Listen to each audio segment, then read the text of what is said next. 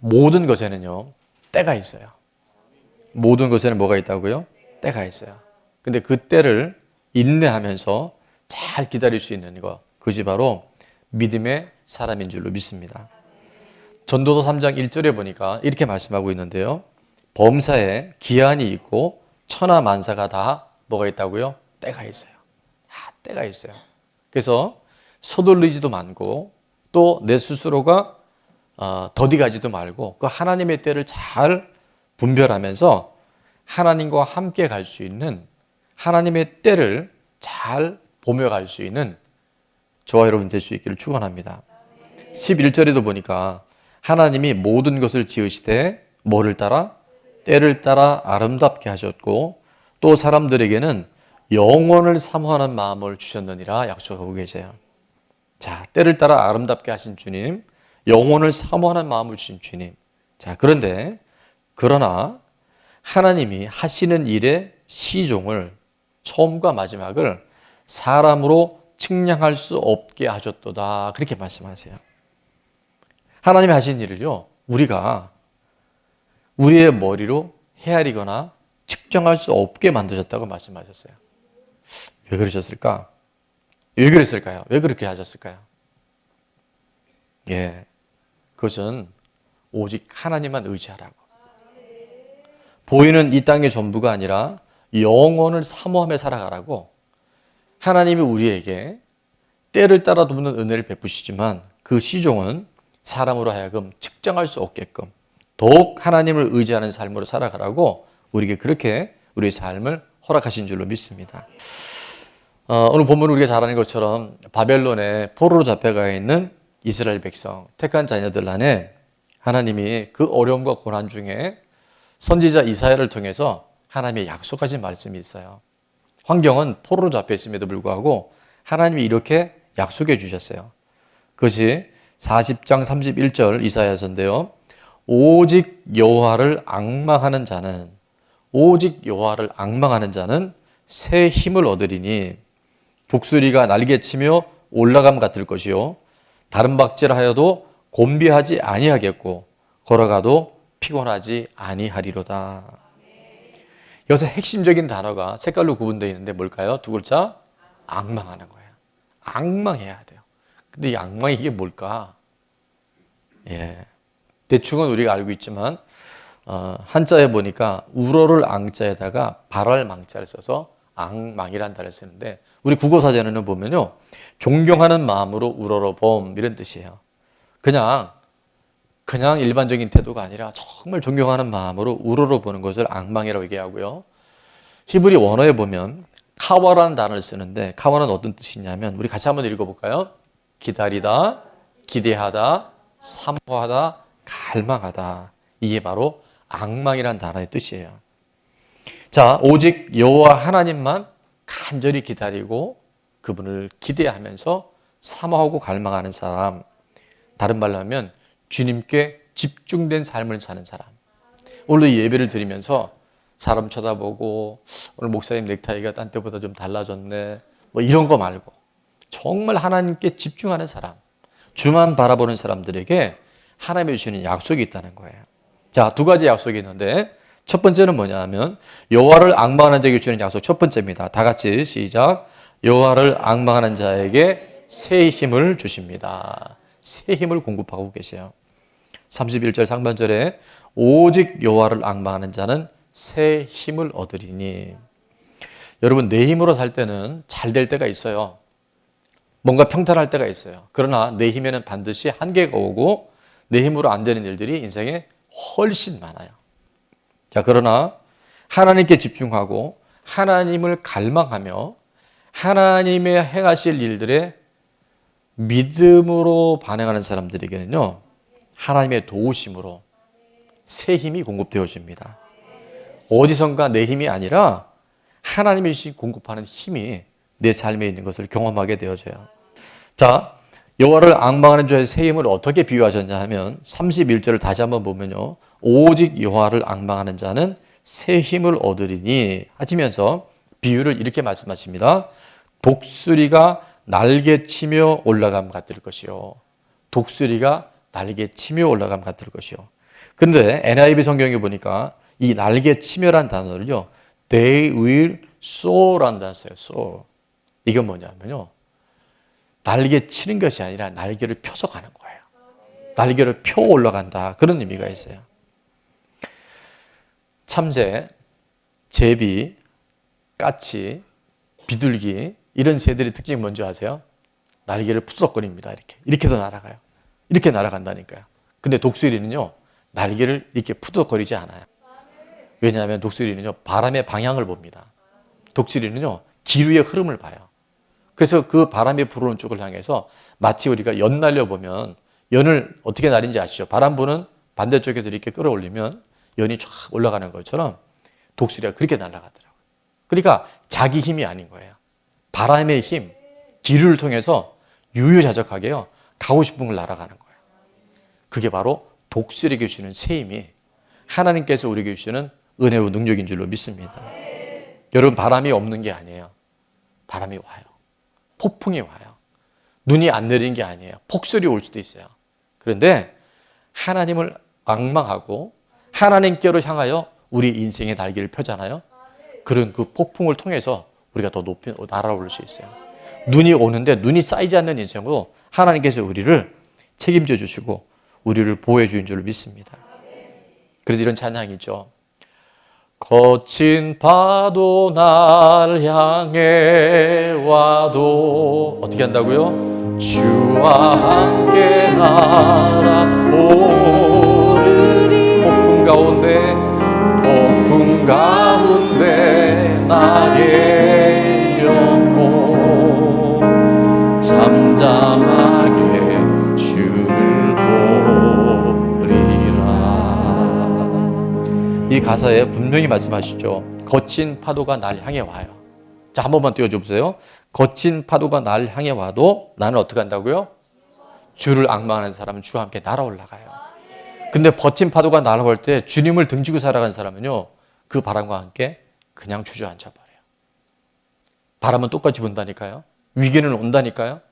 폭설이 올 수 있어요. 그런데 그 바람을 타고 날아오르는 사람이 있고 그 바람에 눌려 살아가는 사람이 있어요. 저는 우리 인생에 피해갈 수 없는 코로나가 있었고 앞으로 2, 3년간의 많은 어려움이 오겠지만, 아니 꼭 이런 문제가 아니라도 개인과 가정 안에 또 공동체 안에 이 나라 민족 안에 수많은 위기가 어려움이 오겠지만 그 폭풍 가운데서도 폭풍의 방향을 향하여 주님이 우리 인생에 허락하신 모든 것들이 하나님의 통치 안에 있음을 확신하고 주님을 향하여 앙망할 때 주님과 함께 날아오르는 바로 그 위기가 내가 하나님의 사람으로 증명될 수 있는 놀라운 반전의 역사들이 반드시 있게 되기를 축원합니다. 31절에 오직 여호와를 앙망하는 자는 새 힘을 얻으리니 독수리가 날개 펴 올라가면 같을 것이요. 저는 이 치며를 표로 바꾸고 싶어요. 펴 올라가는 거예요. 왜냐하면 그 위기가 나로 더 높이 날아올 수 있도록 하나님의 격려가 되어지고 하나님의 응원이 되어지기 때문에 올라가면 같을 것이요. 다른 박질하여도 뭐하지 아니하겠고 곤비하지 아니하겠고 걸어가도 피곤하지 아니하리로다. 분명히 그날은 너무 피곤했어요. 그날은 너무 낙심했어요. 근데 하룻밤 자고 나니까 아침에 하나님이 거뜬하게 새 힘을 주시는 거예요. 간밤에는 눈물로 벽에 입을 젖혔는데 아침에 눈을 뜨는데 하나님이 용기를 주시는 거예요. 희망을 주시는 거예요. 누구에게? 여호와를 앙망하는 자에게. 오늘도 하나님이 그 약속을 신실하게 지키신 줄로 믿습니다. 자, 적용 질문입니다. 주님을 사모하고 갈망하는 자에게 주시는 새 힘을 얻기 위해 여러분 뭘 실천하시겠습니까? 반응해야 된다니까요. 아멘만 하면 안 되고 내가 붙들어야 돼요. 자, 기도의 자리. 혹시 여러분이 지금 새해에는 내가 꼭 1시간 이상 기도하리라 다짐하고 작정했는데 어느 순간 보니까 기도의 자리에서 멀어진 분들이 있다고 한다면, 우리 짝기도 지금 하고 있는 분들 많잖아요. 여러분 기도의 자리에 내가 우선순위를 두는 것. 큐티를 통해서 우리는 하나님의 음성을 듣게 됩니다. 꾸준한 맥체인 성경 읽기를 하면 신약 2번, 구약 1번, 또 시편 2번을 읽을 수 있는 굉장히 좋은 툴이에요. 자, 그 다음에 올 한 해 벌써 직임을 맡았는데 내가 신실하게 봉사하고 있는 영역들, 만약에 그렇지 못한다고 한다면 내가 하나님 앞에 그렇게 헌신하고 나갈 때 주님께서 새 힘을 허락해 줄 줄로 믿습니다. 매일 우리 쓰는 감사 노트. 어제도 학생부 수련회 가보니까 우리 친구들이 이제 새롭게 감사 노트 쓰겠다고 우리 다짐하는 걸 제가 봤어요. 자, 우리가 하나님을 갈망한다는 것은 추상적이 되면 안 됩니다. 매우 실제적이고 구체적이어야 돼요. 너무나 당연한 것임에도 불구하고 놓치고 있었는 것이 있다고 한다면 이번 한 주간 이 말씀을 통해서 실천의 은혜가 있기를 축원합니다. 자, 마지막 여호와를 앙망하게 주는 약속이 하나 있는데 그게 뭐냐면요. 자, 다 같이 화면 보면서 시작. 자기 생각을 버려야 됩니다. 이 하나님의 약속이 정말 내 안에 머물려면요. 내 생각을 버려야 돼요. 내 생각을 주님 앞에 내려놓을 수 있는 사람. 자, 27절에 야곱아 어찌하여 내가 말하며 이스라엘아 내가 이르기를 내 길은 여호와께 숨겨졌으며 내 송사는 내 하나님에게서 벗어난다 하느냐. 이 얘기는 뭐냐면요. 하나님은 나에 대해서는 관심이 없으셔. 다른 사람들은 보니까 기도 응답도 해주는 것 같고 간증들도 하는데 내 길은 여호와께 숨겨졌으며 내 억울한 송사는 하나님께 벗어난다. 하나님 관심이 없으시다. 내 기도는 하나님이 듣지 않으신다라고 착각하고 있다는 거예요. 그게 누구 생각이에요? 예, 자기 생각을 세 글자로 줄이면 지 생각이에요. 자기 생각을 빨리 털어버려야 돼요. 그것이 하나님 생각과 맞다면 관계없는데 하나님 생각이 그게 아니라면요. 빨리 벗어나고 빨리 내려놓을 줄 아는 것이 지혜인 줄로 믿습니다. 우리가 50일의 기도를 1기부터 이제 9기까지 다 마무리를 하면서 수많은 하나님의 일하심들, 치료와 회복의 간증들을 우리가 많이 들었어요. 또 많이 체험했어요. 또 지금도 매일 예배 때마다 우리가 말씀 듣고 함께 기도하잖아요. 생각보다 많은 분들이 본인도 모르게요. 치료된 간증들이 굉장히 많아요. 자, 공통점이 있어요. 아주 중요한 베이스 되는 공통점이 있는데 이게 뭐냐면요. 말씀을 듣고 함께 기도할 때 생각이 바뀌어야 돼요.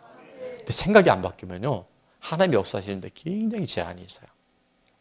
절대 여러분 하나님을 여러분의 수준으로 제한하시면 안 돼요. 하나님은 없는 것을 있는 것처럼 불러내실 수 있는 분이에요. 하나님은 죽은 자를 살릴 수 있는 분이에요.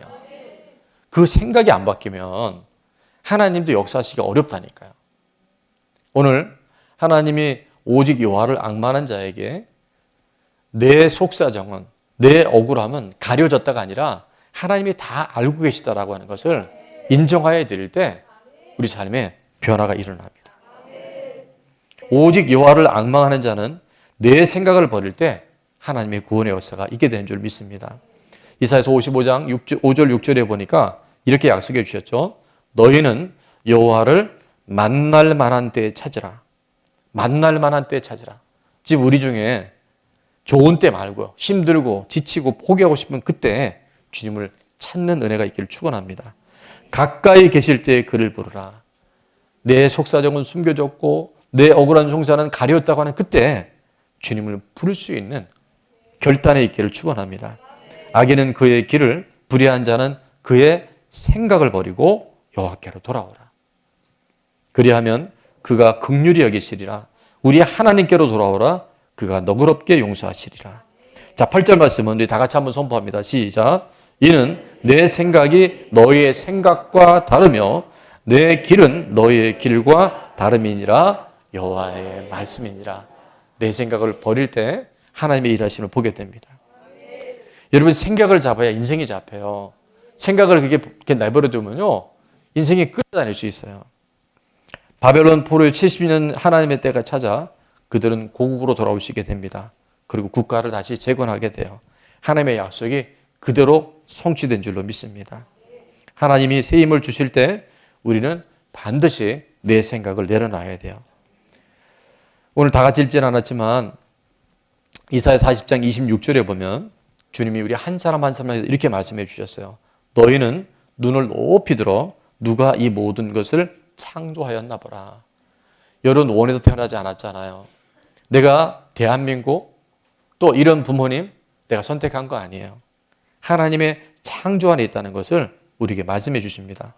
주께서는 수요대로 만상을 이끌어내시고 그들의 모든 이름을 부르시나니 천지 만물의 모든 이름을 부르시고 저와 여러분의 이름도 물론 부모님이나 우리 선조들을 통해서 이름을 받은 것 같지만 하나님이 그 이름을 기억하시고 부르신 줄로 믿습니다. 그리고 하나님의 권세가 크고 그의 능력이 강함으로 하나도 빠짐이 없느니라. 미물의 짐승도 하나님께서 참새 2마리도 한 앗사르에 팔리지 않게 하자는 게 하나님의 뜻이거든요. 오늘 우리의 이름을, 우리의 모든 상황을 빠짐없이 알고 계시고 기억하신 줄로 믿습니다. 신실하신 하나님, 실수가 없으신 하나님, 내 생각을 버리고 하나님의 생각을 품을 때 우리 안에 하나님의 일하심을 보게 됩니다. 내 생각을 누구께로? 주께로 돌려야 돼요. 내 생각을 주께로 돌릴 때 한 번도 갖지 못했던 평강의 옷을 입혀주신 줄을 믿습니다.